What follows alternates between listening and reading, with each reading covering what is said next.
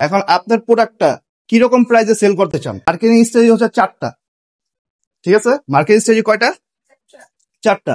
এটাকে বলা হয় 4P। ফার্স্ট অফ অল হচ্ছে প্রোডাক্ট, আমি কি প্রোডাক্ট নিয়ে কাজ করব। সেকেন্ড হচ্ছে প্লেস, আমি কোন প্লেসে কাজ করব। থার্ড হচ্ছে প্রাইস, আমি কিরকম প্রাইস দিব। ফোর্থ হচ্ছে প্রমোশন। আমার যদি 4টে স্টেজ ঠিক থাকে, আমি যে কোনো মার্কেটিং কাজ করতে পারবো। এখন আপনার প্রোডাক্টটা কিরকম প্রাইসে সেল করতে চান, বা কোন কোন মানুষগুলো তারা প্রাইস হিসেবে নিবে, কোন কোন প্রাইসে তারা কিনবে। এই এইচআরএম প্রোডাক্ট, এইচআরএম তো একটা ব্র্যান্ড, তাই না? এইচআরএম ব্র্যান্ডের একটা প্রোডাক্ট আর লোকাল একটা ব্র্যান্ডের প্রোডাক্ট সেম? আপনি কি দুটা কি এক রেটে পাবেন না ভিন্ন রেটে? এখন ধরেন আপনি একটা প্রোডাক্ট নিয়ে গেলেন, এটা আপনি ঢাকা নিউ মার্কেটে সেল করতেছেন, কত টাকা হইতে পারে আনুমানিক? 500, 1000।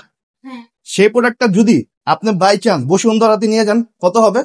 আমার 3টা অপশন অলরেডি চলে আসলো। ফার্স্ট অফ অল প্রোডাক্ট, দ্বিতীয় প্রাইস, তৃতীয় হচ্ছে কি প্লেস, আমি কোন প্লেসে প্রোডাক্টটা বিক্রি করব। 4 নম্বর হচ্ছে প্রমোশন, আমরা কিভাবে প্রমোট করব। ধরেন আমি একটা নিউ মার্কেটে গেছি একটা টি শার্ট নিতে, টি শার্টটা নিউ মার্কেটের প্রাইস হচ্ছে 1200 টাকা।